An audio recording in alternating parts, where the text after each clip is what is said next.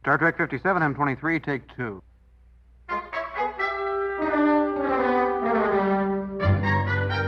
It's got Star Trek. Episode 63. Deep Space Nine, Season 4 premiere. Way of the Warrior. I understand you're headed for the Nyberite Alliance. Yes, I leave this afternoon. For me, it was a job on Earth, directing construction of orbital habitats. Why did you change your mind? I finally realized that it wasn't Starfleet I wanted to get away from. I was trying to escape the pain I felt after my wife's death. I thought I could take the uniform, wrap it around that pain, and toss them both away. But it doesn't work like that. Running may help for a little while, but sooner or later the pain catches up with you. And the only way to get rid of it is to stand your ground and face it. But wearing that uniform must remind you of what you have lost. Sometimes. But it also reminds me of what I've gained and who I am.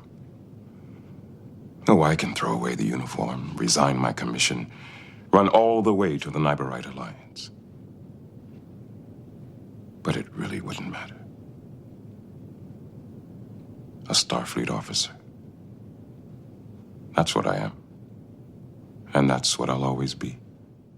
He's like the funniest little Klingon. He is the funniest. He is such a character, that guy. Garon? Yeah, he's kind of a goon. Yeah, he's like a sort of like a rooster of a Klingon. Yeah, and you just kind of like, you have to take him seriously because, you know, he still wants to kill shit. I was watching this and my wife walked in and she was like, what the fuck is up with that dude's crazy eyes? Yeah, right, I know. I was like, I know, it's awesome. That's what Natalie was saying. Like, he always has like the eyes, like you can see the white like around them the whole time. Like, Robert O'Reilly. Even when he was seeing Worf, he's like, Worf, I'm so glad to see you. Well, and he's so diminutive compared to sort of your standard Klingon, you know, certainly your Worf style, big, hulking, brooding Klingon. He's so happy and charming. How tall is Worf supposed to be? 6'4"? I don't know. 2 meters. I'm sure they use metric. But I'm saying into something we understand. I'm sure they have like a conversion that they give in parentheses or something. Yeah. But well, how tall is Michael Dorn? That would be the first potential clue for how tall Worf is. But he also wears some kick-ass Starfleet heels. he is six. So Worf's probably supposed to be 6'4" or something. Wasn't Worf super tall in an undiscovered country? Wasn't he, or was they standing on something? I remember when I watched that movie. Well, he was up. I remember his grandfather up there. Oh yeah, it was also played by Michael Dorn. Yeah, right. Yeah, okay. That would account for it. But it seemed like that guy was taller than Worf. Yeah. Michael Dorn is 68 years old. By now he is. Yeah. But that show was on a long time. Yeah, it was. Yeah, Star Trek. The Next Generation. Ago, yeah. Well, and he's played some in Deep Space. He's been in the most Star Trek. I think Michael Dorn. I forget, but I think he holds the record. He's for like the most. He does. But anyway, Cole Meany is second. I suppose that makes it's a good moment to indicate to the audience that they are currently listening to the It's Got Star Trek podcast. And that this podcast, this particular episode of the podcast, is going to be focusing primarily, solely, entirely on the episode Way of the Warrior, which is the opener for season 4, and depending on where you look, is either episode 1 of season 4 or episode 1 and 2 of season 4. Yeah. If you're looking at Netflix, it's just episode 1. It's and then one big chunk. Yeah, and then they've adjusted the numbering for the rest of the season, which is confusing. Yeah, because they also didn't like separate the two-parters or combine the two-parters like that. And Netflix didn't, and other ones, I think they have two-parters. It depends on the two-parter, right? Yeah, so this one, if it was like some of the pilot episodes or this episode, there were some episodes that were presented as a long episode when they were aired. And Netflix seems to do that, present them in their long episode format, but then it throws off the numbering for super nerdy geeks like us when we're trying to desperately be intensely accurate in how we reference the episodes. And now there is confusion and a debate whether or not this is 2 episodes or not. I tend to go with the Memory Alpha version, which is that it's 2 episodes from like a production standpoint. So in the Memory Alpha version, the next episode is Way of the Warrior Part 2, whereas in the Netflix version, the next episode is the Nana Visitor. Yes. That classic episode. Did you see how I went to that joke? Could you explain it? Because the people might not be familiar with how the construction of that joke. No, I just took a long way to get there. People can. Well, to clarify, it's the next. Because we don't want to be assholes. Okay, so the joke is that in Memory Alpha, Season 4, Episode 1 is Way of the Warrior first half. Next episode is Way of the Warrior second half. And I was joking that in Netflix, Season 4, Episode 1 is Way of the Warrior, both halves. And the next episode is the Nana Visitor. Okay. All right. No, this is great. This is all very good. However, constructive criticism. When I had requested that it was a humble request that you would explain the joke, and instead you just repeated the joke verbatim along with the supporting information, the sort of accessory information. The next episode. That's how he explains things. Yeah. He was just telling you what it was. I don't. Over again. Yeah, I don't know what you're talking about. See? The next episode is The Visitor. Yes, The Visitor. The classic one, considered one of the best episodes of Star Trek ever, The Visitor. And Kira Nerys is played by Nana Visitor. I don't even know how to pronounce it. You see him pronouncing it like a Ferengi. Nana Visitor? No, Is that a human name? I'm pronouncing it like there's a lot of weirdly pronounced last names. It's the Nana Visitor. I think it's just Visitor. It's not Visitor? I don't know. We should. We'll reach out to her people and we'll ask. We'll reach out on Twitter. It seems like you should have like a little fun twist on it. Okay. So yes, that's the origin of the joke. As longtime listeners will know, we believe firmly in the philosophy that humor is much funnier if you explain it in detail. So you'll hear a lot of that from us. But yeah, that's the episode we're talking about tonight. Way of the Warrior. Which is, in addition to being the 4th season premiere, is also the introduction to for Worf, the introduction to Deep Space Nine of Worf. I don't know. I'm phrasing this in a completely ridiculous way, but anyway, Worf shows up at the station. He sticks around. He joins the show. Isn't it Commander Martok's first time on the yes, show it is. too? I don't know. Gowron, I assume it must be. Gowron's been because he was in TNG. Oh, that's right. That's right. Yeah. Duh. Duh. I believe that the actor that plays Martok has played other characters. Yeah, J.G. Hertzler. Yeah, because nobody has ever none of the people on the bridge, this DS9 crew, had ever heard of Martok. But it was a gift that they had this character, and specifically J.G. Hertzler, because he became both in the character of Martok and, as Jesse referenced, a couple other characters he played, hugely beneficial to the show. He's such a fantastic actor, and Martok's a great character, the sort of arc that character goes through. So, but so this is definitely the introduction of Martok as well. The beginning of it had this whole is this real or is this training? Is this real or is this training? And I thought I remember watching it being like, this is totally training. So I think I'm super smart, but what if I'd just seen this episode many times before, didn't realize I remembered? On the other hand, I've seen this episode a million times, but even though I know what happens in the episode and I know what happens subsequent to the episode, it's still so fucking engaging. I mean, it's a really engaging story right from the get-go, because I agree, you can get the vibe that something's going on here. It's either a simulation or whatever, which it basically turns out to be, with Odo standing in as a changeling, infiltrating the station, and the rest of the crew trying to find him. But I just think it's well directed and well portrayed by all the actors, even though probably there's something a little hinky going on there. So when the Cardassians were first, the Klingons first boarded, and they did the whole guess who's coming to dinner kind of deal. You thought there was going to be a couple, and then there's a whole lot, And for the shore leave, right? Yeah, and Quark was totally right. Everyone just blew Quark off when he was like, they're up to something, and it's like everyone's just like, oh, Quark, The Klingons are the greatest. yeah, you're stupid, Quark, get out of here, we hate you. This episode did a great job of the whole like setting up the vibe of what happens right before something happens. And Quark was a key part of that because he recognized something was off. And as you said, nobody fucking listened to him. O'Brien was all like, I'll just go ask the Klingons. I forget, he said something funny because, O'Brien is of course Irish, but every now and then his Irishness comes out extra. Colm Meaney does like a little bit of extra Irishness. And that was a moment, it was like, I thought I would ask them. I thought I would talk to the Klingons. It just pops up every now and then. And it's so charming when it happens.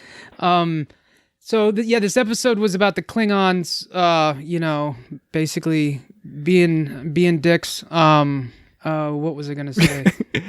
That is an accurate thesis statement. Yeah. Okay. So the whole big deal. Originally Martok came on board with them and was like, "Hey, let's all trade blood and look at our blood."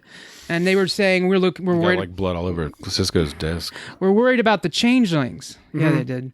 And so they want to find the changelings. Obviously, this isn't true, but the truth isn't that much different because instead of the changelings, they just want the founders and the Dominion in general. I guess it's the implementation. They didn't really describe too well what the Klingons' plan was at first. Like, what if they didn't reveal what they revealed? What would they have gone on saying they were after? Would it have been like, oh, we're just going to go straight to the Dominion, or not the Dominion? Yeah, the Cardassian space. Well, no, if they, right, like, but would they let DS9 think like, oh, well, like, I don't know what plan they were trying, like, I think their alibi plan. What was their alibi plan? To me, that's sort of part of the genius of what this episode does is because in the third season, and particularly towards the end of the third season, everything is building up the threat of the Dominion and like how potentially fucked not only Deep Space Nine is, but the Alpha Quadrant, everybody, because the Dominion with the founders / changelings and the Jem'Hadar and everybody, it's like some serious shit that they're worried they're about to have to deal with.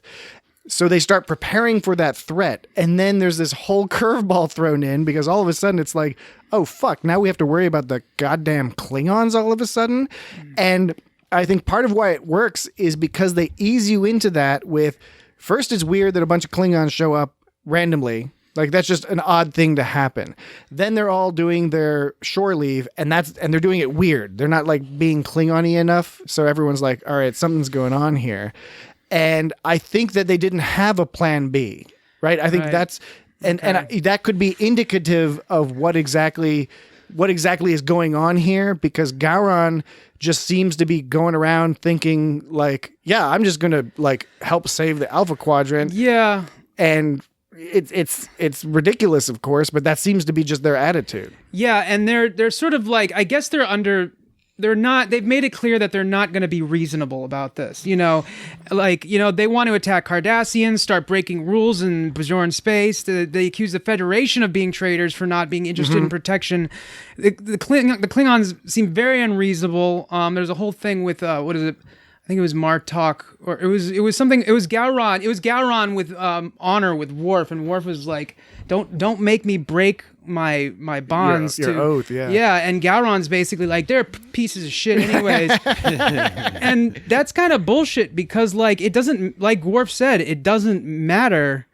Gowron thinks breaking your word is okay if it's with people like he doesn't like. Exactly, yeah. Which means he doesn't value giving his word to anyone. He'll what it will mean is he will abide by his word as long as it suits him, which is not what giving your word means. Like, if he decided the Klingons were if he gave his word to the Klingons, he decided one day they were full of shit, he would just say, like, well, the Klingons are dishonorable. So his word means nothing. It's an example of the variability of Klingon philosophy, interpretation of their own philosophy, which we also see with the Vulcans a lot, right? Yeah, I was going to say that. It's like, it's Vulcan logic, Klingon honor. It can mean various things. It's kind of bullshit. And the people who seem to practice it most closely are the outsiders in those communities, like Spock and Worf. Gowron's attitudes towards having your word versus Worf's, it's similar to Gowron basically breaking all sorts of rules, breaking his word to the treaties he wanted to be a part of. And when he does stuff like harass Yates. So it was he didn't care. They just didn't give a shit because it was very obviously unreasonable. It's not like they didn't realize that, because at first I'm like, why can't they see that? But then of course it's like, well, they can, and because they're just basically out to fuck everybody over at this point, and then the whole word of like protect yourselves, and there's that whole implication of what that means about fear in your among your culture and stuff. But it's also this is an example we've seen in real life, in terms of you can have allies or even people who are just like you're currently cool with, who push the envelope. Like if certain political structure gets in there, certain environmental factors go down, and they're willing to push the envelope, betting you won't go against them, betting you'll just be frustrated and annoyed, but in the end you'll just be like, all right, fine, we'll just have to deal with it. And that seems to be the ultimate strategy. Is Gowron seems to assume everyone's going to agree with us, and even if they don't want to do the dirty work, we'll go ahead and do it, and they might complain a bit, but they're not going to stop us from doing it. And so, which was not entirely correct, because he's not familiar enough with Sisko. He's more familiar with Captain Picard and other people who, no offense to them, but maybe would be a little bit more placative, if that's a word. What you were saying earlier about intimating what might be going on. I remember, so when Martok went on the ship to meet with Sisko, Sisko and Kira, and they did the blood exchange, that whole thing itself, like, ended up being something that the Sisko did later on, when he was rescuing Dukat.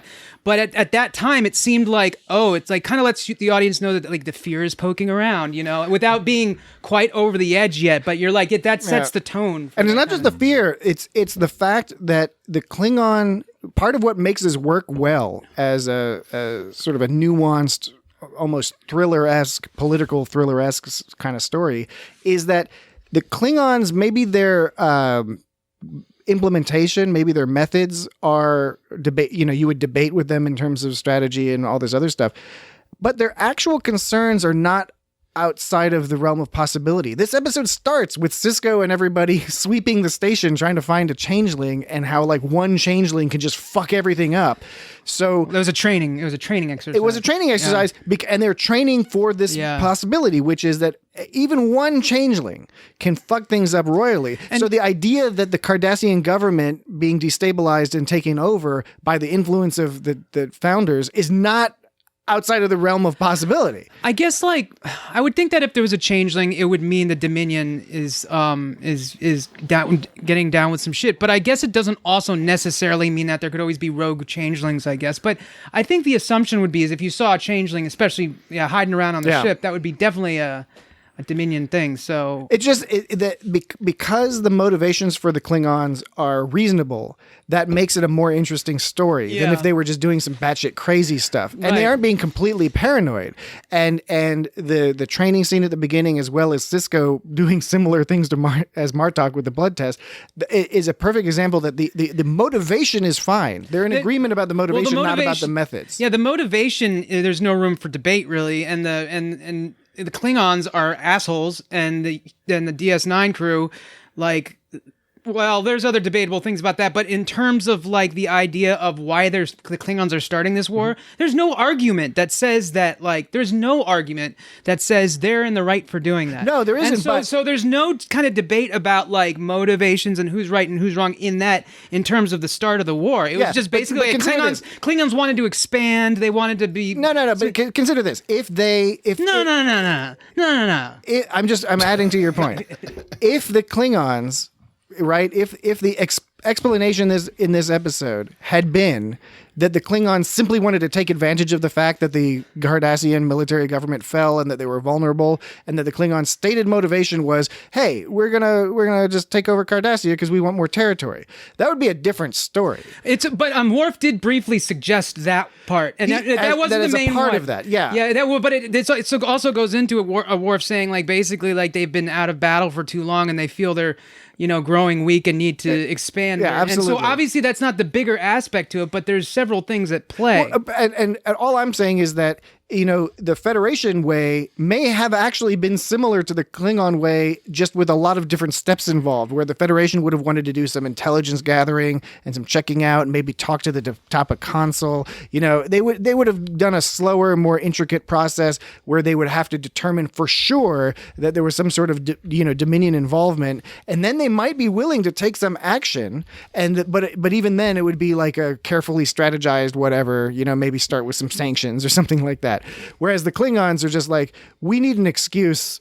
Maybe we don't need an excuse. We think that this has happened. We're going to assume it's happened, and we're just going to go fuck a bunch of shit up because we feel itchy from being peaceful for too fucking long. The Federation is totally in the right for being like, hey, don't walk all over our shit. I 100% agree. And part of it is, did they just want to leave? I mean, not just, but is part of it maybe it seems like they blatantly want to leave the peace accord, or maybe that's just a side effect of being that bullheaded about going through with this plan. But the other factor here, of course, is that the behavior of the Klingons is different than what they have been doing. So there's suspicion to be laid there, and there's some legitimacy to that when you continue watching the season. But it's just very intriguing because you're like not expecting this Klingon stuff to happen, but it's happening in a way that you understand. You might not agree with it. You might think the Klingons are stupid for doing this or morally wrong, but they're still acting like Klingons, and Worf's explanation helps provide some justification for that they're they're just like eager to go fuck some people up, and so why not go fuck up the Cardassians? I guess you could call it justification of a sort, because they want the honor, because it's also about doing something that has some strategic value to it. But in the end, Worf was the one who was right over all them. Which is not unusual, especially on Deep Space Nine. And Worf, you couldn't argue with his perspective. He really thrived in DS9. Yes, he did. It's always interesting when you add characters to a show that's been on for a few years. And in this case, you're adding a character that you're already intimately familiar with from the Next Generation. But I think it was a great addition because Worf thrived on Deep Space Nine because he's an outsider. And Deep Space Nine is a station full of outsiders. Like all these people have some like weird business, weird stuff associated with them. So it doesn't surprise me that the character did really, really well moving forward from this. And what I really liked was from the get-go, from his introduction, pretty much from the first time he interacts with other crew members, you get like the hints of where the relationships are going in terms of Jadzia is all kind of like, oh, that guy's cool. Yeah, from the start, she says some things in Klingon, and it's something lewd or forward at least. Bashir in the background gives this look like this resigned look, like, oh man, I didn't notice Jadzia that. is totally gonna be into him. It's over now. I like when Worf was like playing darts. He goes like, I don't play games, and at first I was like, that's stupid. You play poker, and he's like, and they're like, okay, think of it like target practice. So he did, and he just wails that fucking dart because it isn't a game. It's like, okay, gotta fucking slam this thing in there and go beyond. So that's Worf's attitude. And he came in and like started that fight. What was it? Drex was the Drex, son of Gowron. Yes. And Worf. No, it's son of Martok. Oh, Martok. Yeah, I'm sorry, Martok. And he was being a dick, and Drex needed to be put in his place. But it was funny how the first meeting between Odo and that crew of 4, the 2 of them you only really knew, and Drex was the one that was like the son. Odo was super like hands off, like just get on your way or we'll do something, And so that was interesting, that approach. He was just interested in keeping the peace. And Worf had motivations elsewhere, but also Klingon way of keeping peace, maybe punching someone in the face, I guess. So with Drex, after he was being a dick, I was like, he deserves to get like maybe something happened. But Worf doesn't. Worf goes a little like he's like excessive force there on that guy. But that's Klingon style. It's awesome. He just introduces himself. He asks him his name and then he introduces himself and then he just fucks him up. Yeah. And takes his knife. He takes his knife. He's like, I stole your dick.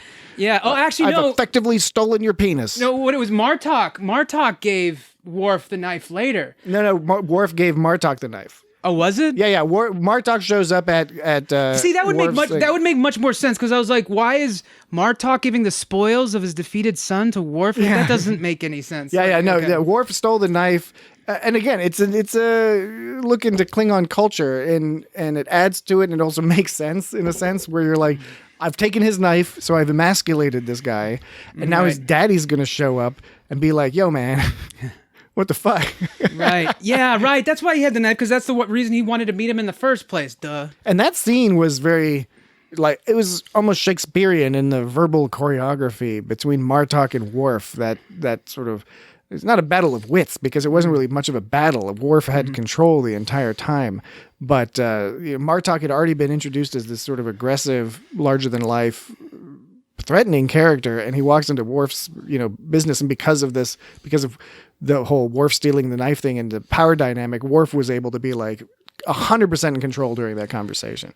Yeah, he was in control pretty much this whole episode, except for his dealings with Sisko about the whole I'm going to resign, that old plot about like I'm going to resign.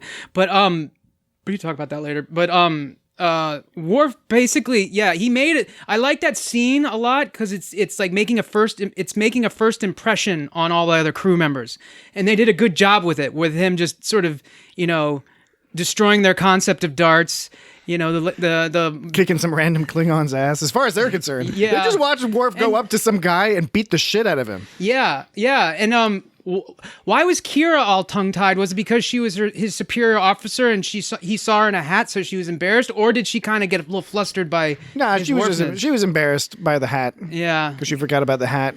And Worf kind of blew her off. I can't remember the line he said, but she kept telling him. She kept telling him about why the hat was there, and he's like, "Okay." So it's an interesting scene because I think it's burned into the memories of a lot of people who have seen that. There's this vivid memory of them dressed up and then looking at Worf and having that little conversation. But what do you think about this weird there's this little subplot that's only a brief subplot where it's the Kira has no imagination subplot. Oh, right. Yeah. And it's only, I don't know if it was, they just needed to add some filler to fill out the two-parter time, but I did like the part with Dax and her interesting choice in holographic gigolos. Yeah.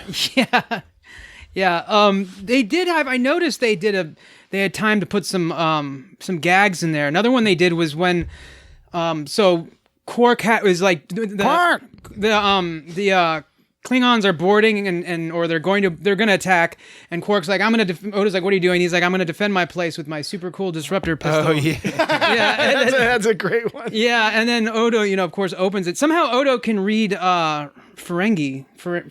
I don't know. I guess he's pretty good at stuff. He's a smart fellow. All that gloppy goop up in his head? Yeah, it's smart gloppy goop. It's more efficient. It looked kind of cool, that Ferengi script. Yeah, it did. I do like Ferengi script. And so, and then of course, took it for parts, and it was a funny little side gag. But yeah, that's in relation to the Kira subplot. Was that just sort of like another little gag that kind of turned into almost a story?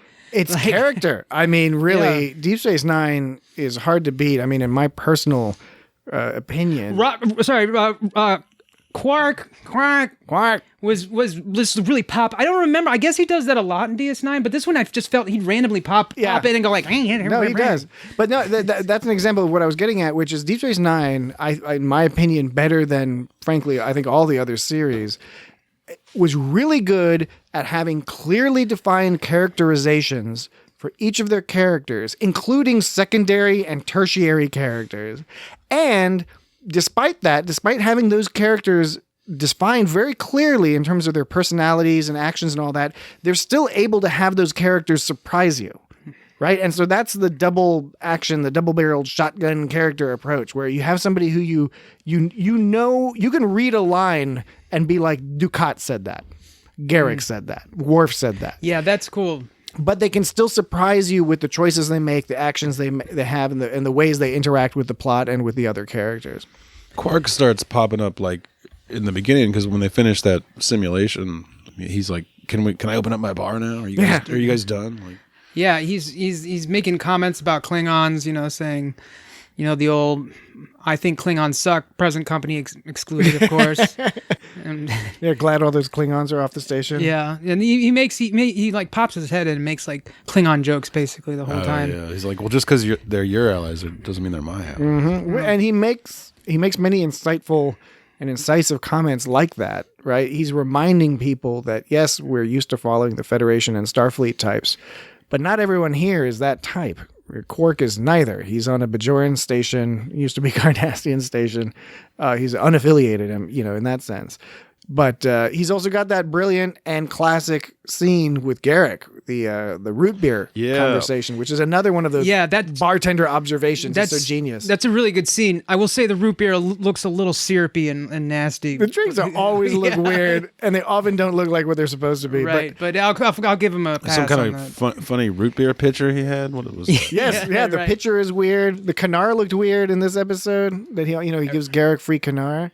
But the idea of analogizing, creating the analogy between the Federation and root beer as both, bubbly and sweet and cloying, but also insidious. You grow, as Garak says, it's insidious how you grow to like it over time. Like, do you think they'll be able to save us?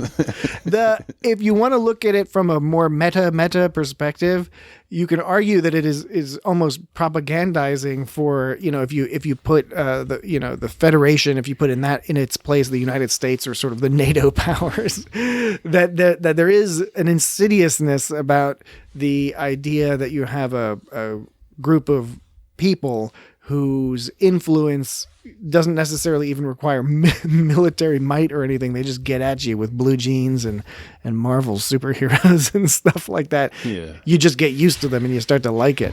Many people could debate whether or not that is indeed a good quality to have in any sort of empire style thing. And the Federation is an empire in a sense. Are we still talking about root beer?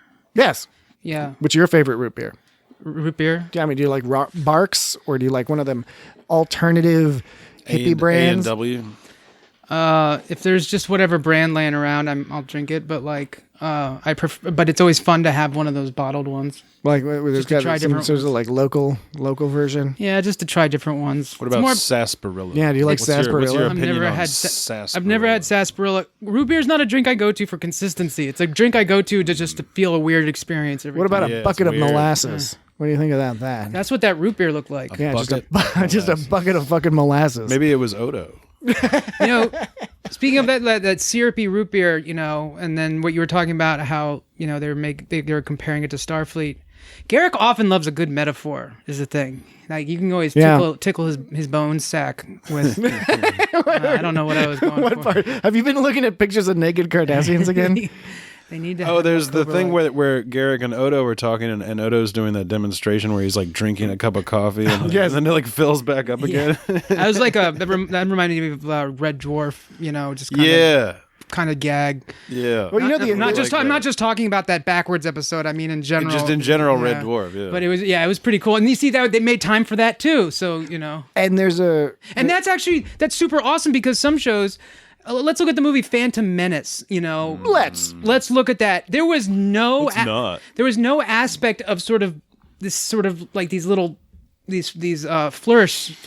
It's just everything was boom, boom, boom, boom, boom. No time for extra fun, no time for side stuff, except for a giant pod racing scene. But I don't know. This episode is almost all like scenes of like just two characters just put together. Yeah, and they put in a lot of little, extra little side gags. Well, the special thing about the special context about the Odo Garak sitting there having lunch or dinner, whatever it is, sharing time together, this is not long after the Improbable Cause and the Dias Cast two-parter in which Garak tortures Odo, brutally tortures Odo, and it's this whole big thing.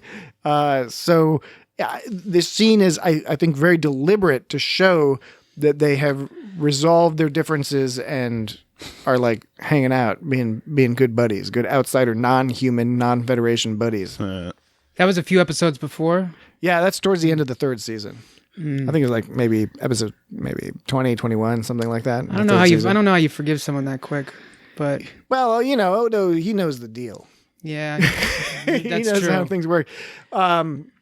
Another thing with Odo was you see hints of his future relationship with Worf, in that there's a little bit of prickliness there, but also a mutual respect, because they're both Odo and Worf are sort of plain talking people.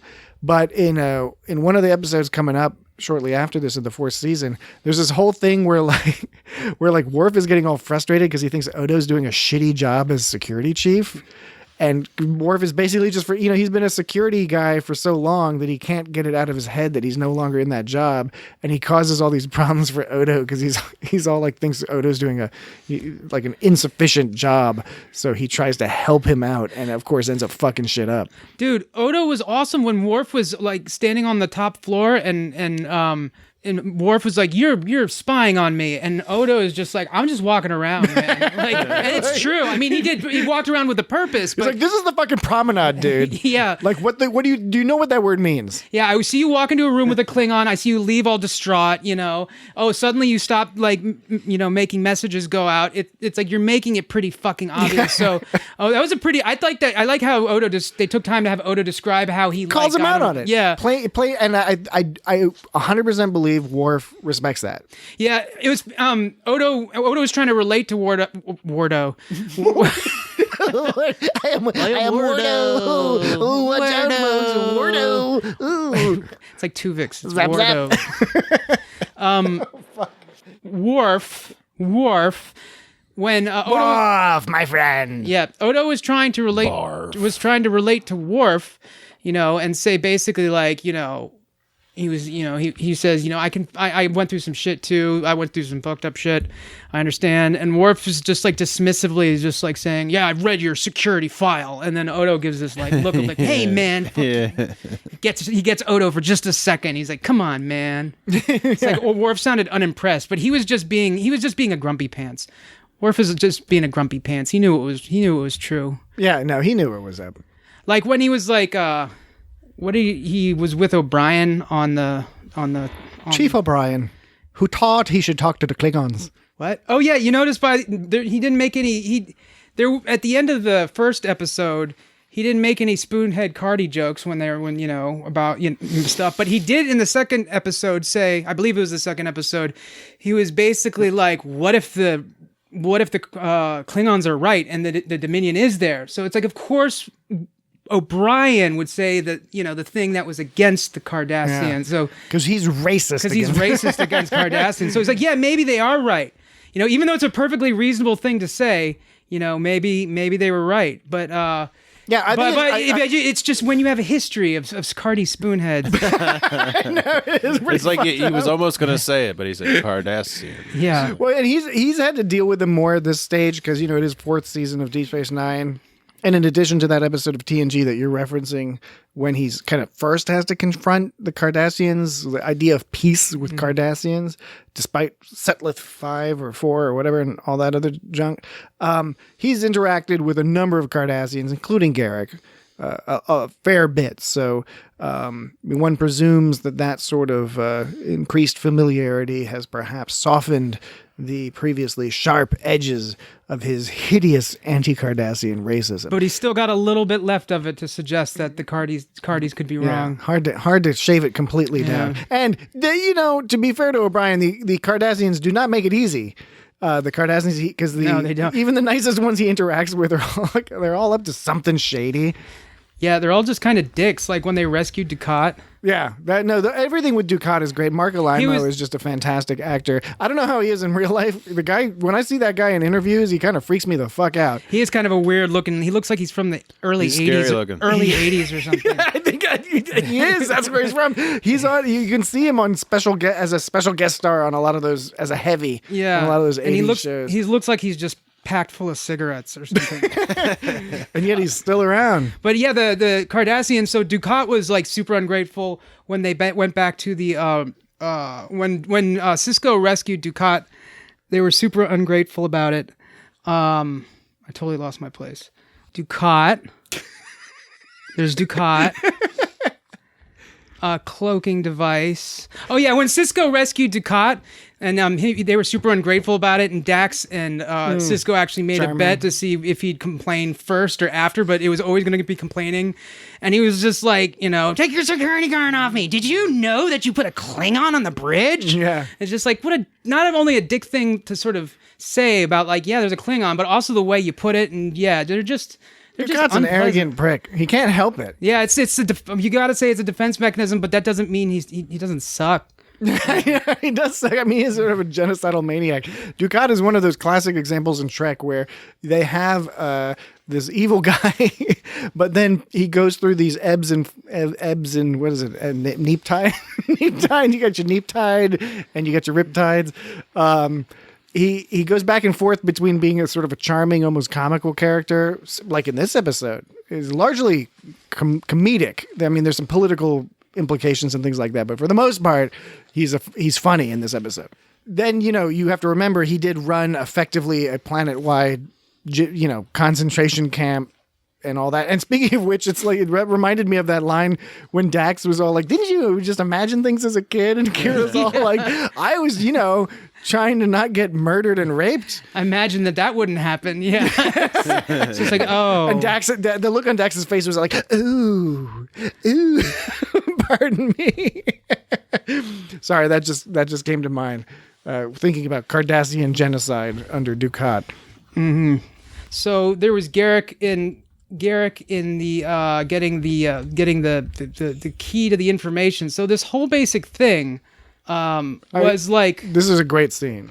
Are you talking about with when? Okay, well first there's so set it up beforehand. They gave a little hint at that when Odo goes, "I didn't know you spoke Klingon," and Garrick goes, "Oh, you'd be surprised at the things you can learn while you're doing alterations," and that's and that's how it was sort of put out there. That set up to what happened later. Punchline. Yeah, and so boom. When they actually go in there, though, they say, what is it? There's the first option, which is there's one of the options was to respect the rules and don't say anything, but the downside, as O'Brien put it, is the Klingons could come get you. And Sisko was like, "We need a way to cheat." Yeah, so check it out. We need an immoral option. So check it out. Yeah, so the second way was to break the rules and tell them. And then that would be the second way. So yeah, Sisko thought he was. I mean, he was clever, I guess. But the thing is he essentially it's like Kirk with the Kobayashi Maru. It was when he galled Garrick in to get the alterations. It was a cool scene, but it was no different than telling the Cardassians themselves. It was the reason why to me it works. The Klingons still would figured out what was going on. But it's that plausible deniability. Everyone knows it's bullshit, and that's what's both fun and completely ridiculous about sort of these geopolitical, galacto-political interactions, right? When you're talking about treaties and diplomats and all this other stuff, you pull these kinds of gags, and maybe they work, maybe they don't, but and people definitely can see through them. But it's part of that ridiculous game, and we see that with Martok, who's all like, "I know fucking Worf told you. I know Worf did some shit. He found somebody in the fucking giant ass fleet we brought here that he happened to have a relationship with. He took advantage of a drunk old friend. He totally took advantage, and that another great scene because Worf is talking about. So it's basically the same as Garrick. Oh yeah, yes, 100%. And I think one thing that's great about Sisko is that and you don't have to agree with his actions, and I think often you are not expected to agree with his actions. Sisko is willing to do things that are inarguably immoral or inarguably going against the spirit of things, where Picard and even Kirk, to a large degree, might hew a little bit closer to the actual rules. Kirk might also come up with some gambit to, skirt the rules in some way or some argument as to why he did it. And Picard definitely did that as well from time to time. But Sisko does it like more instantaneously. But speaking of Sisko and Worf, we again see the seeds of their relationship here, where Worf is such a commanding presence and he has relationships with all sorts of people. But with Sisko, he starts here his tendency to really want to impress this guy, right? Like from day one, Worf seems to really want to ingratiate himself and impress Sisko. You think Worf wants to? Then why does Worf want to leave so bad? Well, he wants to leave because he's having. I mean, you could argue he's having a moment. But you can tell say it's a crisis of faith, or he just doesn't know what the fuck to do with himself. Yeah. So when he was sitting down with O'Brien, when Quark made a bad comment at him that he didn't, the present company excluded comment. Worf was saying, for the 5th time to O'Brien, he's like, I'm going to resign. And Brian's like, oh, is that what you want to do? And he goes, I've made up my mind. It is for the best. Yeah. And it sounds like he's kind of doubting himself. 100%. Like, that's the doubting voice. It's like, I'm putting my foot down. It's like, no, you're not. So he's because he gets converted in the last scene anyways. He does. Well, Sisko he never wanted to leave. Sisko gives a powerful speech, which wouldn't have worked if Worf was actually truly invested in leaving. But he needed that. He needed a combination of an explanation for why he thought leaving would work, an explanation for why it wouldn't, which Sisko provides him. And he also needed a sense of place, right? What he talks about being wayward, literally wayward. He doesn't know what to do because the Enterprise is blown up. He's not that excited about just going and serving on some other, Starfleet spaceship, whether it's the new version of the Enterprise, which, as we know, does get built very soon. Deep Space Nine, as I said before, it's a place full of outsiders. And it's the place where Worf, in this short time there, realizes that there is potentially, anyway, a place for him. And I think a lot of things factor into that, but one of them is Sisko's command style. I think there's some synergy there, especially when he tries to resign again, and Sisko's just like, no, yeah, you can't do that. Sorry, right now. Not yet. I mean, later, sure, right? But okay. I think Worf is like, all right. That's such a blatant move because Sisko knows he can totally exploit that maneuver. And it's a power move. And I think Worf. This is not about. I'm not advocating for this personality type, but I think Worf's personality responds to that. He likes that. It's almost a father figure. It's a father figure, a mentor figure, in a way that he did not have precisely with Picard. Picard was somebody who clearly influenced him and helped his career along. But this is a closer deal. This is more like a one-on-one. Like, yeah, we're gonna talk just you and I in this office, and it's not TNG style where Worf would give a suggestion and they would always be like, we're gonna go with this other idea. Yeah. They finally treat Worf like he's a. I mean, on Deep Space Nine with Worf, there are actual scenes where like Worf is like, where Captain Sisko is like, let's fuck these people up, and Worf is like, I don't know, I don't know, you might be jumping the gun. Trigger happy old crazy old Sisko. They all scarred him. Yeah, they did. What's the Replimat? It's like the public replicator place. It's where the nerds go. It's where the nerds go to replicate like an things? automat. Yeah, you go up and you push the buttons, then you get your food. Oh, is it in the cafeteria? It's a cafeteria.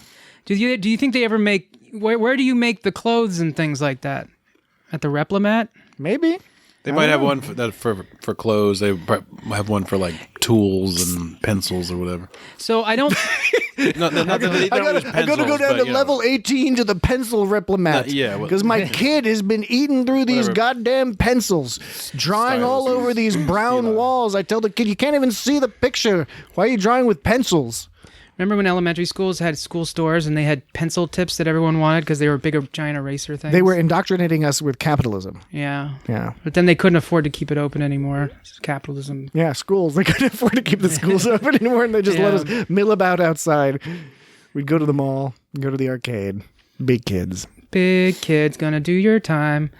Don't beat the teachers all the time. I liked the... Oh, I shouldn't say that. I don't condone violence against teachers. Is that a song you just made up? Yeah, I don't condone. Don't leave your teachers all the time. That's how I'll change it. Leave.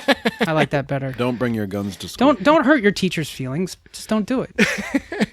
The way to a woman's heart is through her stomach. Yeah. That was a good line. Oh yeah. Right. Yeah. How does that line still fly? It's good. I don't think there's anything wrong with it. I mean, no, but is this something somebody would say today? You know what I'm saying? Well, I mean, the it's a twist on the phrase is the way to a man's heart is through the stomach, and so the way to a woman's heart. That's. You think there was a joke with like the Tholian silk? You think that's a joke, dude?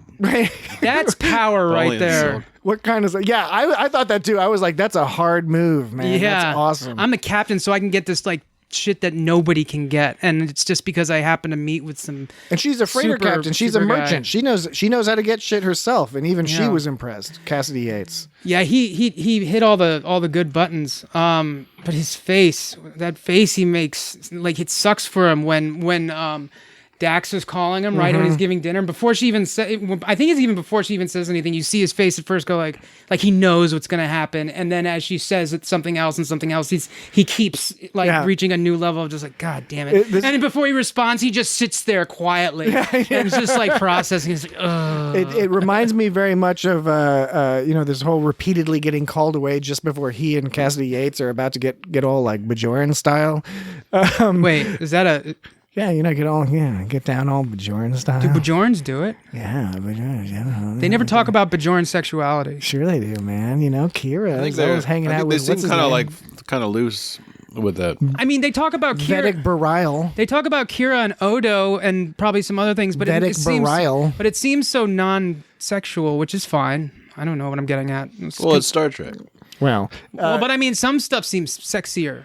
Like Riker and Troy seems pretty sexy. Yeah. Dax is always doing sexy stuff with her, like in this episode when she had a couple of holographic rent boys. Yeah. She totally embraced it. And Dax also had that thing where when she was all like put off because Kira wasn't willing to cheat on King Arthur with Lancelot. Right. Yeah. Dax gives this face just like, gee, what's wrong with Playing Kira? a married woman. Yeah. That No, was I was going to say is that, Sisko repeatedly getting called away before like he and Cassidy are able to like get down to their romance. It reminds me of Detective Chief Inspector Tom Barnaby on Midsummer Murders. He's always like, his wife is always like preparing dinner or having some activity that he's agreed to go to, and then he gets a phone call and he gets that same look as Sisko.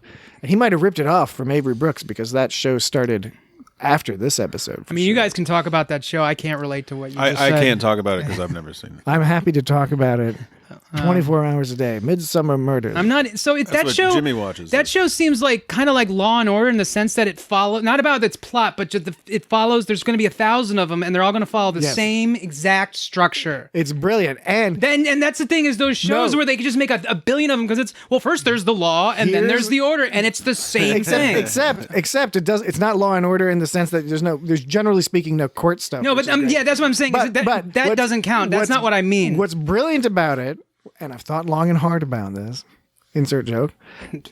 What's brilliant about it is the pattern.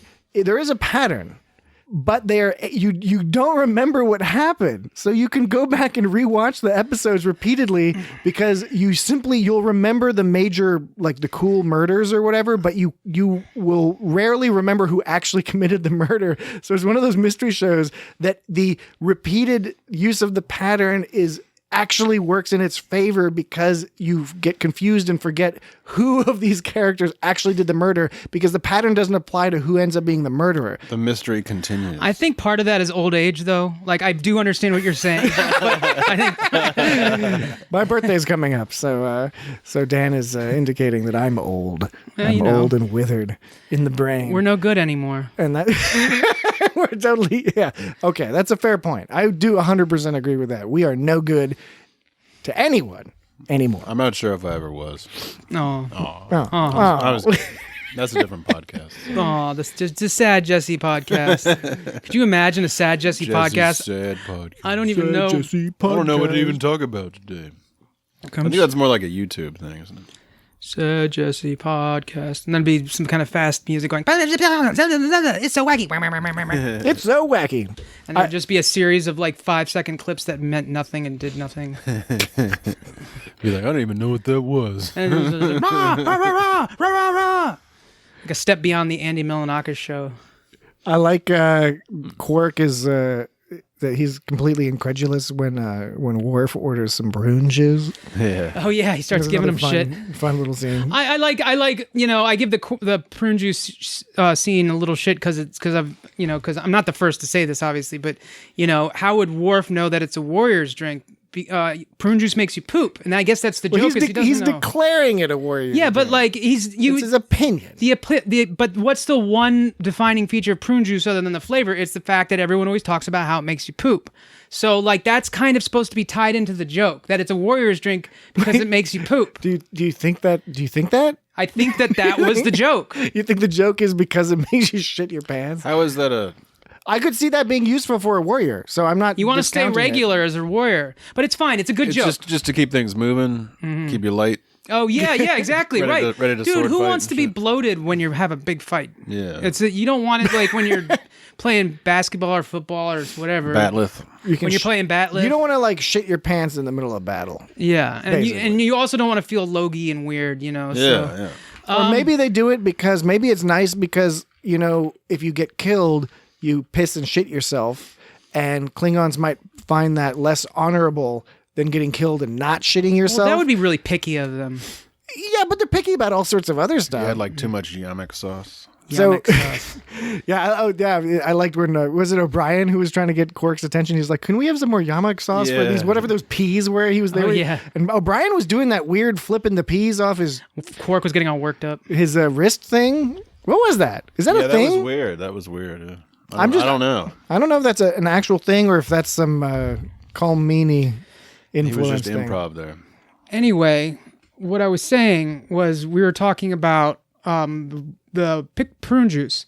So I was just taking you back a step to say that I was, you know, it's like, I'm so smart about that joke. Look at me because I'm super smart about that joke. But I like that joke. It's a good joke. It's fun, classic TNG. Isn't a prune a dried up plum? Yes. So if it's been dried up, how does there juice in it? There's still some juice in it. It's like a... Still some juice in it. Still, you know, it's Isn't like it just plum juice? it's like a date.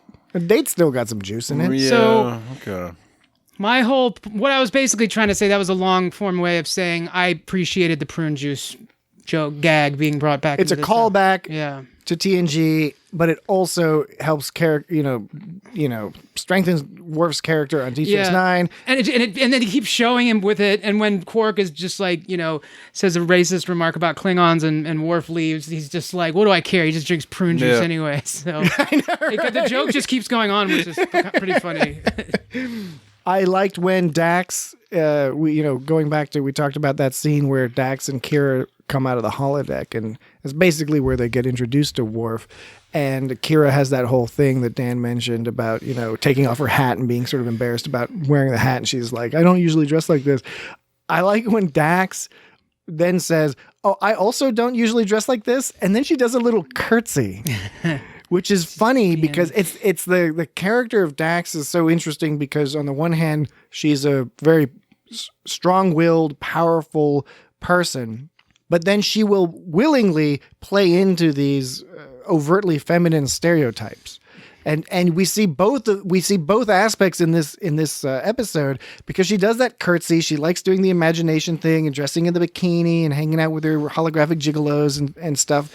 That's sort of one side of her personality, and then the other side is her fighting with Worf with the batlets. But that's kind of like, that's flirting too. That's like it's flirting, but it's not stereotypical feminine. No, mealy eyeballed. He's a strong man. She's I'm gonna fuck your ass up, and then we're gonna fuck later. Yeah. She made this program.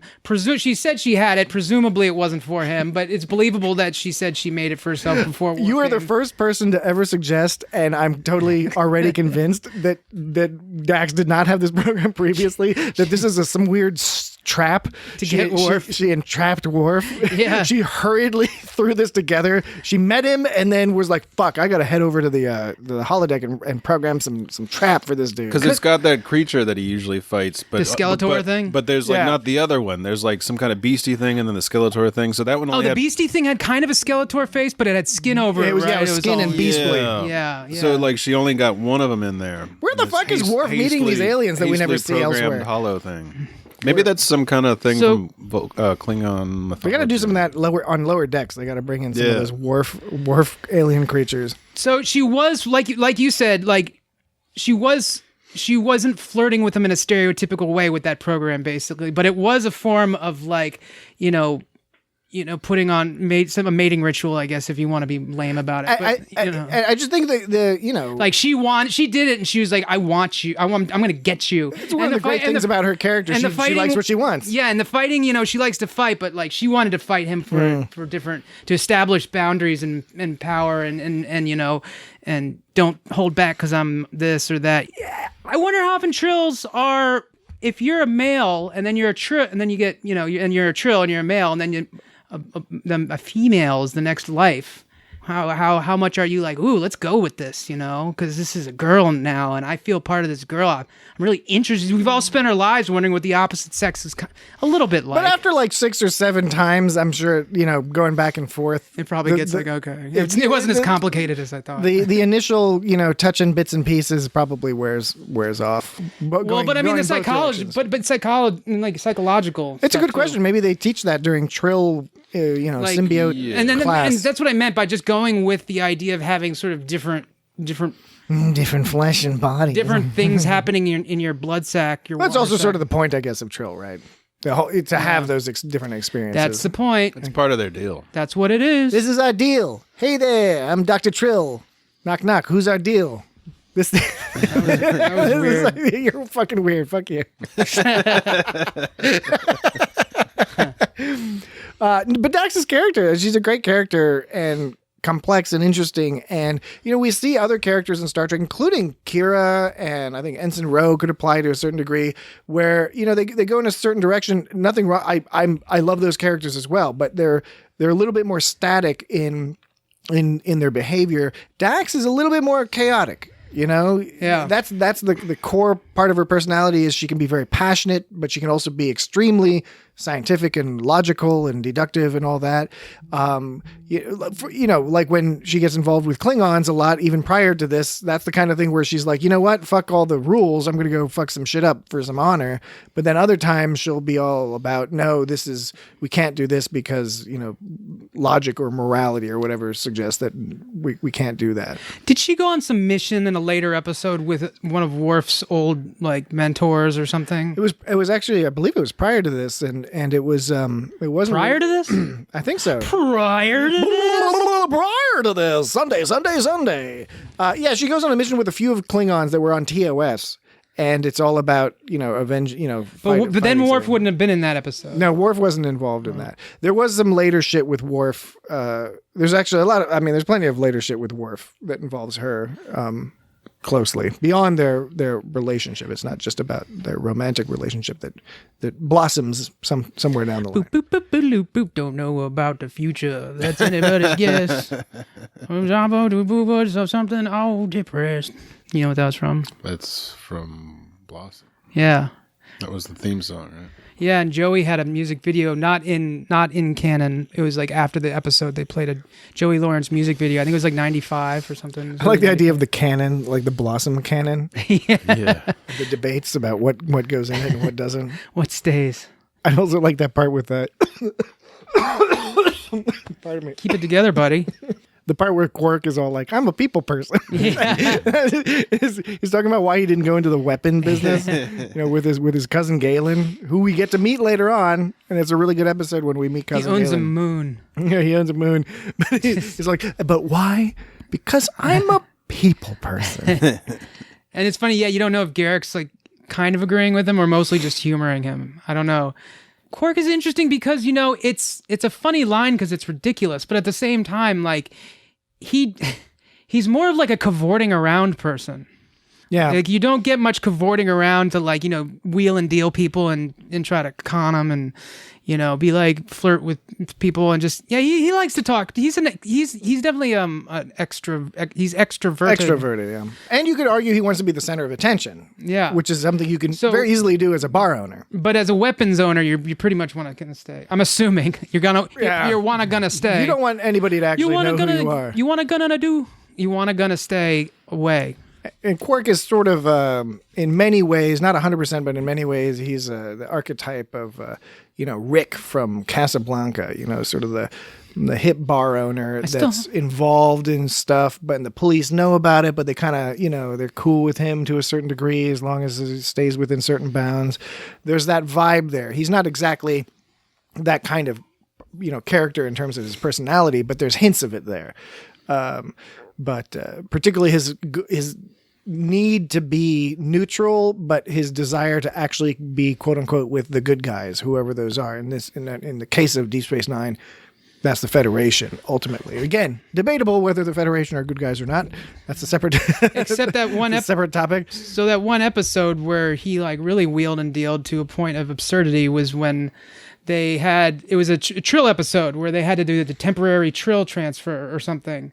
Remember, some guys took over like a shuttlecraft or something, and they were all on there, and Kira was all pissed off at Quark the whole time, and she's like, because Quark was doing some shit like that could get you court-martialed or whatever it is for non-military people. I don't know what you get. Arrested, yeah. It was some bad shit. It was like the reason they got captured was because Quark like was trying to sell something to these people, and so he let them on the ship, and then they stole everyone, and then they like kept this guy hostage, and then this guy came into a Trill to Dax, and then there was the whole concern was like Dax was gonna die or something, and there was this Like the people that tried to take her symbiont, those people? Yeah, people tried to take her symbiont, and they were on some ship, and Quark was just like doing not like mischievous things, straight up arrestable, right? Fucking get executed that's shit. right, yeah. He does that from time to time, and that what's helpful on Deep Space Nine is a lot of the characters are in this situation where there are certain boundaries that they generally adhere to,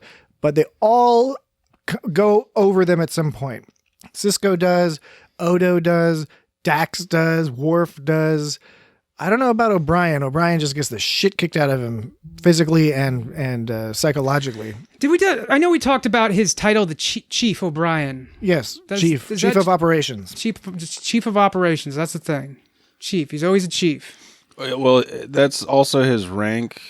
He's never moved up. I said because he's not an officer. He's enlisted. He's like the highest ranking enlisted officer. Shows what I know. Non-commissioned officer. Yeah. And he did get a promotion because he went from being the head of Transporter Room 3 to the head of an entire space station. Yeah, that he's always fighting with. He's trying to keep it from breaking down. And in this episode, it's no different when Kira's like, what do you mean if it's going to work? And he's like, well, it'll either work or the station will be blown to bits. She's like, oh, thanks. So when all those Klingons came up, I thought it was cool how when they originally arrived, they were being aggressive already they kept cloaking randomly to hide their numbers. I thought that was pretty slick. Because how do you do, Jesse? Hey, how do you do? How do you count like? What do you do there? How do you count all the ships if they keep going in and out? 1, 2. So I'm saying 3. Like maybe there's. It takes three licks to get to the middle of a Tootsie Pop. Do you think if there was like 20 things in front of you, you could accurately, and they kept going in and out of. I mean, I don't think I could, but I think a space station sensor grid could. It seems like it would, right? But when things go into why do I keep forgetting the fucking name of it? What's it when you go disappear? Deep Space Nine? No, when you go bye disappear. Cloak, yeah. I seriously thought you meant like an end game when people got snapped away. No, when you go cloaky cloak to hide your numbers. Bye disappear. So yeah, I thought that was a cool idea. I just didn't know how realistic that was. You think it's? I noticed when the Defiant was cloaked, and they were kind of like looking around and looking up, like they could tell it was cloaked, like from the because the lights get all dim. Like it's like a submarine, right? You're supposed to be quiet too. I don't know. Yeah, like they were all whispering. It's like why are they whispering? Like, right, classic old submarine movie. Like we're cloaked now. Look, check that out. So when the Cardassian or Klingons finally do attack, and they threaten them with 5,000 photon torpedoes, we don't know if they actually had 5,000. They had a lot. I feel like the initial ship count was like 35 to 40 or something, but through all their photon torpedoes, which I guess have no guidance system, I thought photon torpedoes had some kind of guidance system. Do, but there's also anti-guidance. I mean, if you're going to get down to it. Like, to have a battle, it is one of the issues in sci-fi. But General Chang didn't have anything. No. Well, yeah. And he rest in peace, Christopher Plummer. Oh, yeah, that's right. Because he died today. Oh, that's right. He died today. Yesterday, as of when you're listening to this, but he died today. And he was a great actor. You're saying it all weird. he was such a great actor. You can face death, Patrick. So Christopher Plummer, a brief aside, Christopher Plummer, not only, I mean, he was 91 years old. He had a long life, did a lot of great movies. He was wonderful as General Chang, but he was also very close early on with William Shatner, because Christopher Plummer was Canadian and played the Canadian Shakespeare and theater circuit. William Shatner is a few years younger than him. And I don't know if it was a mentor-mentee relationship, but they definitely had a relationship, and Shatner has cited advice from Christopher Plummer as helping him, including, apparently, I don't know if this is true or not, but I heard that Christopher Plummer was the one who told Shatner that it's good to have a unique cadence to your voice, because then that's what people will remember when they hear you, because he said everyone's a good actor. Anyone who's here is a great actor, but you have to have a little extra flavor that gets people to remember you. So that may be why we have the stereotypical famous William Shatner, Kirk style of talking. Interesting. It's very interesting. Anyway, you were talking about Klingons and their guidance system. In sci-fi, what are you going to do? It's like either everything's going to work perfectly, and you just win. It's fine. They only took out. So I don't remember exactly how many ships there were. I feel like I keep having the number 38 floating in my head, but they only took out 8 of them. In all their photon torpedoes, they only took out 8 ships. But it's a lot of ships, and especially when you consider that they had also previously said that the Klingons had committed a third of their military to this exercise. So it messed up their military pretty good, at least. So if we're saying that's a third of their military, and you've taken out 8 of their ships and no immediate sign, and they're going to start thinking about like the value they need to keep at home, which they should. And again, I really liked how the resolution to this seemed to make sense from all the angles, in terms of Sisko, with the help of Worf, basically saying to Gowron, spouting a Kales line, Kalish, about how losing an empire in order to win a battle is stupid, Yeah. And that seemed to convince Gowron, much to Martok's dismay. Martok. Well, then what about that? So the ship battle with the Defiant and the Klingons. Yeah, over when they were picking up the Detapa Council and Dukat. Yeah. I like when they first started attacking, the first ship they hit kind of was like somersaulting away. Yeah. You see the first sort of destruction happening. One's like, wee, flying up. But I thought it was, so here's a line where it's, it's when Data I have a suggestion, Captain. And he looks back and there's the big, thing gonna fuck him up on that episode that we did. There was one where Sisko, gets Dukat on screen. He says, Dukat, power up your engine. Prepare to follow us back to DS9. Fair enough. And Dukat's like, an excellent suggestion, Captain. Assuming we had any engines left. It's like he's wasting time on all these words. Dukat's got to be dramatic. Dukat going to Dukat is what it comes down to. Whoa, you're right. That totally, because it fits together pleasantly. Yes. But it's also true. It's funny because it's true. And Dukat always makes me think of Dookie. Yeah, Dookie. That was his nickname when he was a kid, and he was like, "Don't stop calling me that." Yeah, they had that slang Dookie back there on Cardassia. That's what 20th century humans used for shit. I forgot to look up what a Vorcha class attack cruiser is, because that decloaked during the battle. It's that big one. It's that big one, so it's like, oh no. It's the bigger one, I believe. So it was the Martox. I was really into the fucking ablative armor. I don't know if they talked about that before, but the idea of not shields, it's just fucking armor around your ship, and that's badass. Because they always talk about shields. Well, they talk about that when they get the Defiant at the beginning of season 3, and they also refer on Enterprise to Enterprise doesn't have shields at all to begin with, and I think it just has a blade of armor, which is at the beginning of TOS. No, at the beginning of Enterprise. Like the show Enterprise. Oh. Star Trek Enterprise. Right. Yes. It's been a long road. No. Getting from here to there. Yeah, that's the 3rd and 4th season episode. This first 3rd and 4th season Enterprise theme. It's funny little beats. I thought the battle scenes are really amazing, partly considering that they're done in 1995. But I think even beyond that, they do lack. We're watching an SD kind of version. We don't have the nice HD widescreen.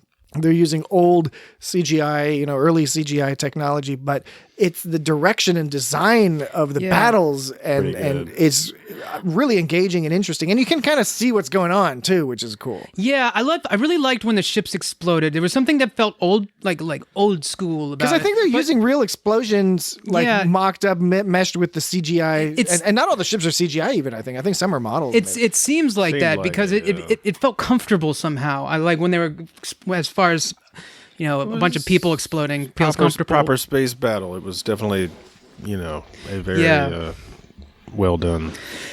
So they get them on the ship after they, get them with their ablative armor, and now Sisko believes in the blood testing, so he's blood testing. So I like the Tuvix console when they're all like beamed over, and there's like that one guy. He's all like looking around, like, "Oh my god, I'm all skinny and wimpy. I'm like a wimpy Kardashian.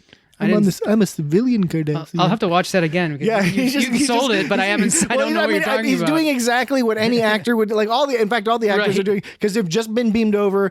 But it's just that whole like, what's going on? Act confused, like you don't know where you are. I don't know if they use cheaper makeup because they're extras or whatever. But there's something, he seemed like smoother than normal Kardashian, and I don't know if that was on purpose or just cheaper makeup. Like if it was on purpose, it made the guy kind of look like wimpy. I don't know if that was what they were going for or what. So Bashir, talks Dukat down. Oh, that, by the way, before I forget, I want to mention, like, totally changing subject. When Worf beat up that one Drex in the bar, he turned around and he growled that other dude down. Yeah. He didn't even fight him. He growled him down. And, like, that is fucking... I just had to mention that because that was, like, he was like an older Klingon. He was like, I'm not going to mess with that. And he did that whole thing where he stepped forward, Worf growls, and then he's like, okay. Yeah. Anyways, sorry. Which by the way, the reason why that's important, and I think what adds to the pleasure, is he sees Worf kick Drex's ass, but then he still steps forward. He's still like, all right, you just beat the fuck out of that dude who's younger than me, but I'm still going to try to fight you. But then Worf growls, and then it's the growl that does it. It's not that he just kicked the shit out of somebody. He kicked the shit out of somebody, and he's all like, because growled at. He was still in fight or flight mode, and that growl just put it over the edge. He stepped forward because he was a nervous step forward. He knew what was up. He did himself a favor. So back at the space fight, they got their shields knocked out. Or their shields, their blippy go bye-byes. Their cloaking devices. Oh my god. What did you say before? Like the bye-bye disappearing? Yeah, something. And then that's when Gul Dukat was like, you should use your cloaking device. Yeah, and they can't. But the thing is like, what does it matter if they use their cloaking device? Right. Oh, I wonder where they're running to. They're probably running back to Deep Space Nine. Right. And Dukat and Dukat is also surprisingly ignorant because he's like looking at the ships. He's like, those two ships behind us aren't gonna attack DS9. It's like, think about the other ones. Dukat, I find it hard to believe that Dukat was that. I find it difficult to believe that Dukat was that. Well, he wasn't paying attention for the rest of the episode, so he didn't see all those Klingons. Is it obtuse? Yeah, obtuse would work. I think that's But with regard to the cloaking device, I mean, to my mind, it would have been easier because as they described when they were going in, they needed to use the cloaking device again. Sisko breaking the rules, breaking the treaty they had with the Romulans, which that was an understandable rule to break. Understandable, but still, nevertheless, breaking the rule. Picard would be like, "How many?" Was it a Romulan treaty? Yeah. So the Romulans lent them I thought it was cloaking device. Okay. For the purpose of helping protect the Alpha Quadrant from shady slimy people. I guess what makes that any different? But part of the agreement was that they could only use the cloaking device when they were in the Gamma Quadrant on the other side of the wormhole. For some reason, I had in my head that it was the Cardassians that had the agreement with.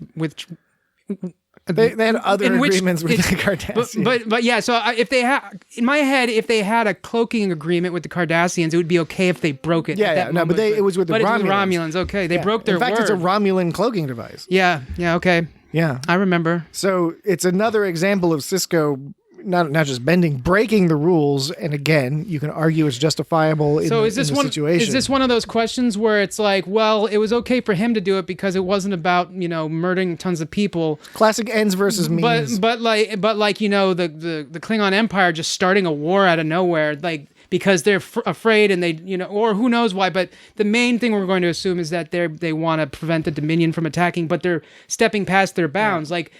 you could say obviously like the Klingons, the decision to break the rules there was fucked up. I've never trusted Klingons, but Sisko, and I never will. But Sisko, like forgive them. him breaking that rule, Killing my son. Cisco breaking the rule about the cloaking was like kind of like, oh, whatever, it's cool. But is it one of those things where you got to say, no, it's no different. It's you're breaking your word, you know? There's either holding your word or breaking your word. It's a classic debate because for another example, in Star Trek Insurrection, I believe it's Insurrection, right? They want to move the people who are on that planet, and Picard is kind of surprised that they're doing this, and he's talking to the admiral that's in charge of that shit. And Insurrection? In Insurrection. And Admiral's all like, it's only like 600 people. And Picard's all like, oh, 600 people. When is it too much? Is it a 2,000 people, 20,000 people, 50,000? When is it too many? And his argument is basically saying, it doesn't matter, it's only 600 people. It's wrong that what you're doing to kind of like secretly kidnap them and put them on some other planet because you want their planet for your own purposes, right? Mm-hmm. This is in some ways a similar thing, which is Sisko wants to help the Cardassians. He wants to, he's trying to do the right thing because he disagrees with what the Klingons are doing. But then he is breaking multiple rules, like he did the Garrick thing where he fed intelligence to Garrick knowingly. And then he's doing this thing where he's using the cloaking device. And the argument, to get back to the original point, the argument was they needed the cloaking device going in because there's lots of Klingon ships around all over, like multiple layers of Klingon ships all lurking around, and they needed to get to the top of council to get them and not be waylaid along the way. So the cloaking device was justified so they could do that. So thus when they lost it, I think it's the same thing going back. In other words, there's lots of Klingon ships around. So like on their way back, they're just going to be collecting more and more Klingon ships who are going to be chasing after them and potentially causing them troubles, which is why they would have preferred to have the cloaking device. That's my analysis of this particular situation. Fair enough. Take it or leave it. This is a new segment on the podcast called Take It or Leave It. Hey, Patrick, Grishnar cats, take it or leave it. Take it. I want a cat.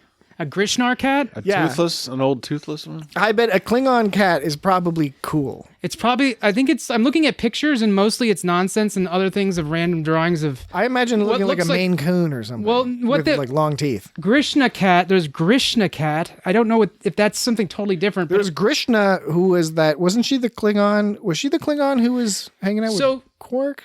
Quark! So this Grishna cat, though, image is like a blue demon cat with 6 giant claws. I don't know. You can't really see it too well if you want to look. That does look pretty wild. I guess. Yeah. So it's like a weird lizard cat. It's a lizard cat. If that's But I don't know if that's fans' interpretation. Right. Exactly. I don't know how canon that is. All right. So Mike McMahon, this is another mission. I'm positive he must listen to this podcast. So Mike McMahon, you got to add this to Lower Decks. Klingon monster dog. Ideally in season 2 if you can. We need a Grishna cat. And then we need the aliens that Worf fights on the holodeck, who we haven't seen in any other context. See, when I saw it on the TV, it said Grishnar cat, and this internet's telling me Grishna cat. So the R is the... You can't trust the subtitles. Sometimes you can.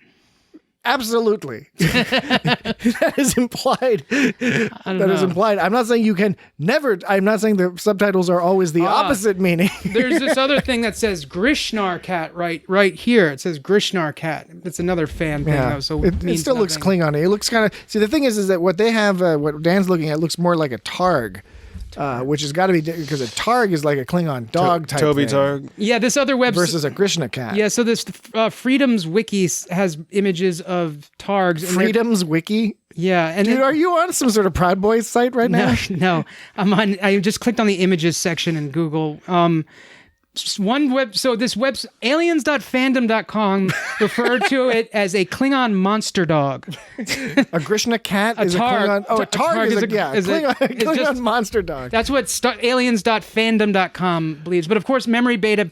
Looks like one of those things from Willow. Everyone else knows it's a Targ. Oh yeah, those fucking pig Maybe they were, because wasn't they? Those are freaky. Fuck that scene where they were chasing him around at the beginning. Wasn't the first Targ in like Star Trek 3, I think, with Commander Krug, and he's all petting his Targ? I wouldn't be surprised if that's true. I wouldn't be surprised if that was just a reuse of the things from Willow, and maybe even the ROUSs from Princess Bride. That's interesting. You know, you just put a bunch of scary, like gross fur on them and some scars. It's like Taco Bell. Yeah, just reusing dogs from franchise to franchise to franchise. Reusing the same monster dogs. just fried you give them gorditas. different names. It's just fried gorditas. When Kira got stabbed during the fight on the bridge, that was a really painstaking scene to watch because before you knew she got stabbed, every move it's like, do, do, do. When I go do, it's a new move she's doing. That's Dan all. is acting out these moves, and I didn't mention it because I was so engaged with his dance moves. So this is Kira's one move. She's doing one move, but it's broken down into 5 very painstaking parts where I'm watching. I'm like, oh god, because she's going do, do, do.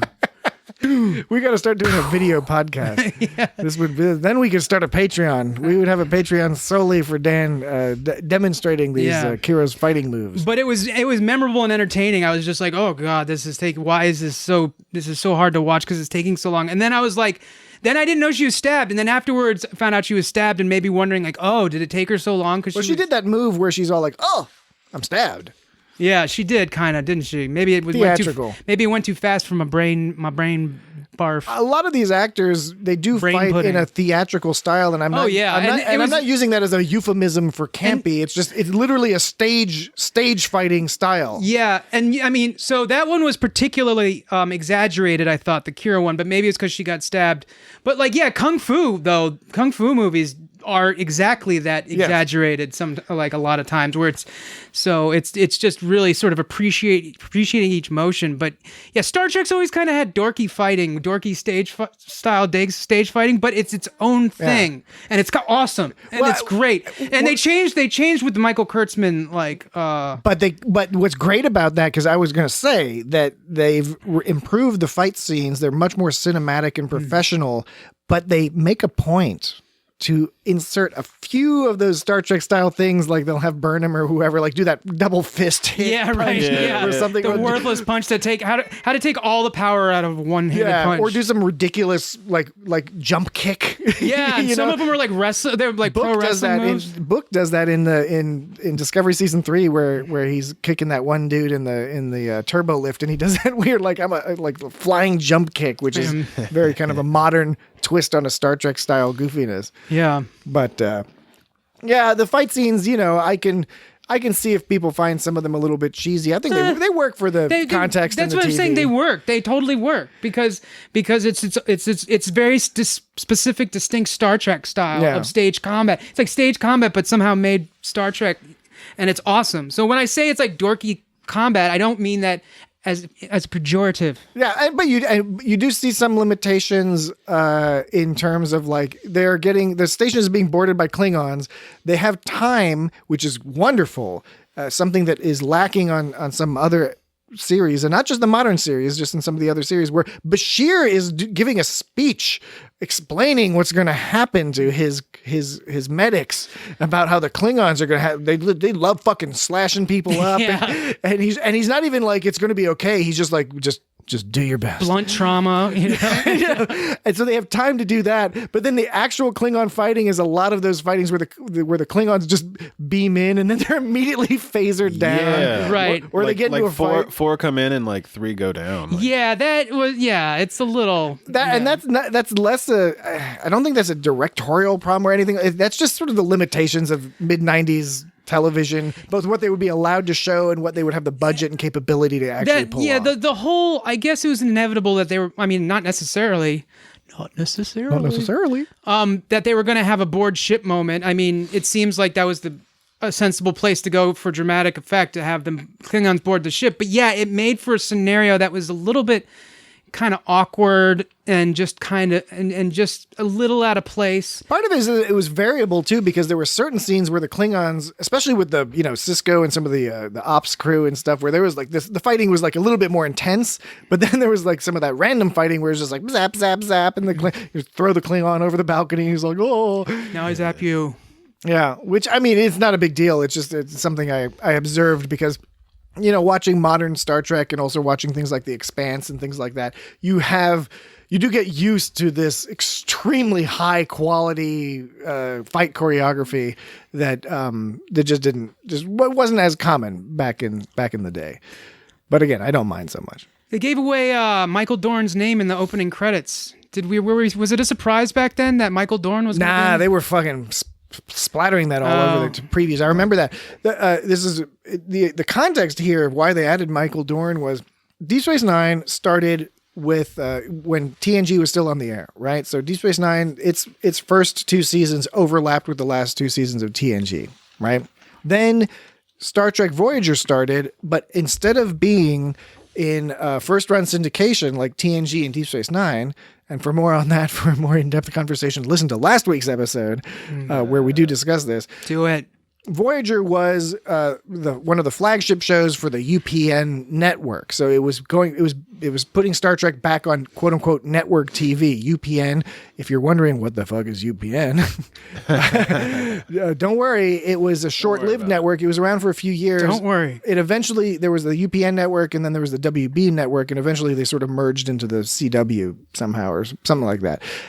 Anyway, so they made all those weird teen DC comics TV shows. Voyager was taking a lot of the attention in terms of the Paramount's attention was going, closing down TNG, moving to TNG movies with Generations, and then starting up Voyager. And since Voyager was sort of one of the anchor shows for this whole new network that a lot of people had money riding on, they were throwing all their energies towards marketing Voyager and all that other stuff. Deep Space Nine, in its first 3 seasons, had done well, but it didn't take off in the same kind of way, ratings-wise, as TNG. And so adding Worf was, in many ways, a very overt and public mechanism for trying to get some of those TNG fans to come over to Deep Space Nine and try it out. And I have no doubt it worked. But despite being, in some sense, a production-oriented move to say, well, we need to spice things up and get some more ratings. By the way, the addition of the Defiant at the beginning of the 3rd season was the exact same deal, right? It was like, we need to bump up the ratings. Let's give these people a ship that they can use, right? It's like when Married with Children added the kid 7 in like the 6th season or whatever, the later season, to try to spruce things up again. Except this worked in DS9. 7 it worked very well. Yeah. It didn't feel forced at all. And that's the benefit. It felt like of the franchise. It felt like a natural move. Yeah, that's the strength of the franchise, is that you were able to do that kind of thing. It didn't always work out because, as I said, I'm not as big a fan of how they used Q on Voyager. I don't think any of the Q on Voyager episodes are in any way bad. In fact, I think some of them are very good. It's just sort of like, at the time, maybe I feel differently now when I go back and look at it, with many years past, but in the midst of it, when you've been watching it for years at this point, at a certain point, you're like, all right, John Delancey is a little puffy and it's another Q story. And it's not quite as interesting as something like Tapestry, or Deja Q, which we talked about last week. So, but yeah, Worf worked out. Worf was one of the ones that worked out very well and allowed them to move in all sorts of interesting directions throughout the remaining 4 seasons. Did you notice that Drex wasn't introduced as Drex until way later? At first, he was just sort of like him and his 3 other thug pals, one other best friend, and then 2 other sort of lackey pals. And you find out. As far as you knew, these were just some lackeys, and they wanted to represent that. At first, I thought it was like they just wanted to represent that all the Klingons are being dicks, and instead of getting different actors to do it, just get the same group of people to represent that. But then it was weird. It was just interesting that they decided to reveal this character's name in basically the last main interaction with them. And he was played by... They didn't do it at the beginning. He was played by Obi Ndefu, who we've seen before because he was in Voyager's Blink of an Eye, which we did an episode on a while back. We did. He was in one of the time periods. He was like the leader guy or whatever. Oh yeah. So he had a funny thing on his head, but he was more quote unquote human looking. He had a funny thing on his head. Yeah, because they put some weird. That alien race just had funny things on their head. I'm sorry, I'm just laughing at that quote because I just described Star Trek. Funny things on your head? You know that alien? Which one? The one with the funny thing on his head. That's the one I'm talking. That's the Star Trek alien I am talking about. They did a funny thing with his head. That thing. So, anything else? I think we've already sprinkled in some odds and ends in there without announcing it. Yeah. So we've got our odds and ends. I think I did all my odds and most of my ends as well. I love the music in Deep Space Nine. I was just going to comment on that. That's not even specific to this episode. I believe that the producers wanted to make a concerted effort to be a little bit more dramatic with the music in Deep Space Nine from the beginning. TNG had great music, but it was a little less reliant on the music. I mean, the music was a little less in your face for the most part on TNG. Deep Space Nine, they were happy to kind of have a little bit more stuff going on. I remember, like the line that was where they were talking about what the Klingons were doing, and Sisko says, so by attacking Cardassia, they think they're protecting the Alpha Quadrant from the Dominion, and I thought that was a great line because it just kind of summed it up perfectly. Yeah. That's exactly it. And it sounds ridiculous, but then, I mean, it makes it sound like kind of, if you take it at face value, it's like that sounds ridiculous. What like their mission, but then of course, you dig deeper into it. It's feasible. It's you dig deeper and you find out there's maybe more intrigue, but that's still kind of the deal. They're freaked out and they're so freaked out that they want to blow a bunch of people up, I really liked Garrick's line when he says, when he's been beaten up by all the Klingons, by Drex and his thugs, and he's in the infirmary with Bashir, and Bashir is basically like, shouldn't you press charges and all this other stuff? They fucked you up. They broke all these bones and stuff. And Garrick is like, but I got off several cutting remarks, which no doubt did serious damage to their egos. Yeah. And then later in that same scene, he's like, they must have mistaken me for someone else. Yeah. It couldn't be that they didn't like me. Yeah. Yeah, that was really good. That was I like how they sort of, because it's true, he really, words hurt, man. Garrick is always awesome. I mean, it's one of my key discussion points was Garrick rules. Every time he's in an episode, even when it's not focused on him, in fact, often even when it's not focused on him, he just adds this flavor that's significant. I mean, it's a real contribution to the show. All right. Any other thoughts on this episode, or should we close up shop and then talk about what we're going to talk about next week? Kaibok. Oh, the captain that got killed. When he goes, we assumed you would welcome our assistance. That was some bullshit either way. Yeah. I mean, I felt he was one of those guys where you feel bad for him, especially when you know what happens to him, because you're like, he's being ordered to do this shit by Gowron. Yeah. But now he's like, I don't want to get blown up. Right. So instead he gets emasculated and then murdered. He murdered.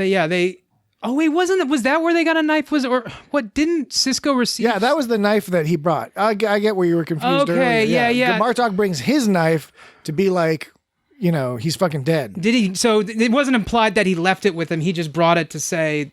No, he dropped it. He put it on his desk and left. Yeah. See, why? Yeah, that's what okay. So I was right. So why would he do that? Why was it kind of like that's Klingon style? Was it like you defeated your enemy, you deserve their spoils? It's the honorable thing to get. Basically, in some kind that makes sense to me. In some kind of traditional kind of ceremonial kind of thing. Because otherwise, why would you do that? Yeah, it would work out that they would get Sisko would get the knife by their calculations. Yeah, it's a weird sort of like traditional Klingon thing. Klingons do. Okay, so I wasn't crazy. Klingons. Those crazy Klingons. I wasn't totally crazy. I'm crazy. I'm crazy. Shaming. I'm crazy. Yeah, honor shaming. So, first things first. Next week, we will be discussing the Star Trek Voyager episode Tuvix. Which is season 2, episode 24. We were going to do 3Vix, but Dan said, no, it's 2Vix. It's got to be 2Vix. I said that. So 2Vix on season 2. 2Vix, season 2. We'll leave it to you to watch it if you're not familiar with the background. Many of you will be. It's a super interesting. Will be. Well, it's an extremely debated. The content of this episode has caused friendships to be destroyed. It's got adult among themes. Voyager fans. It's not sexy adult themes, it's other adult themes. It's intellectually stimulating and interesting. So anyway, we will be discussing Tuvix next week. And in the meantime, you can reach us in a variety of ways. www. You can interact with us in so many ways. You wouldn't even believe it how many ways there are. You wouldn't even believe it. I'll give the website. The website happens to be www.itsgotstartrek.com. And that's a good place to go because you can find all this information. All this information you can find at www.itsgotstartrek.com. Links to social media and YouTube, and you can look at all the episodes and all that other jazz. But that's the website. Dan, what is the social media handle that we use on the social media that we use? Yes, that was a big build up. At It's Got Star Trek, Twitter and Instagram. That's right. And Facebook, you can find us there as well. Jesse, you never gave us the episode number we were on. Oh, yeah. What episode number are we on? Of the podcast. 63. 63. Wow. That's divisible by something. 7 times. God, I'm stupid. 9 times 7. God, my brain's over. You're the math guy. Yeah. You're the math guy of the podcast. I depend on computers for too long. That's right. Episode 63. You're the math. Next week will be episode 64, where we will talk about Tuvix. In the meantime, Twitter, Instagram, It's Got Star Trek. It's got StarTrek.com. Feedback at It'sGotStarTrek.com. YouTube. I mean, Oh, gosh. come on. Come on, right? Come on. We're doing the work. What are you waiting for? Come on. Come on. What is even the issue? Just listen. Or don't listen. Just download it. We don't care. That's all we're looking at is the downloads. But otherwise, in the meantime, we hope you have a lovely week. And we will be in your ears. In your face. And in your face next week. And with that, I'll say goodbye. Goodbye. Goodbye. I want you to try something for me. Take a sip of this. What is it? A human drink. It's called root beer. I don't know. Come on. Aren't you just a little bit curious?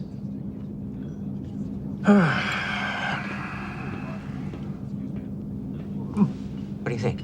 It's vile. I know. It's so bubbly and cloying and happy. Just like the Federation. But you know what's really frightening? If you drink enough of it, you begin to like it. It's insidious. Just like the Federation.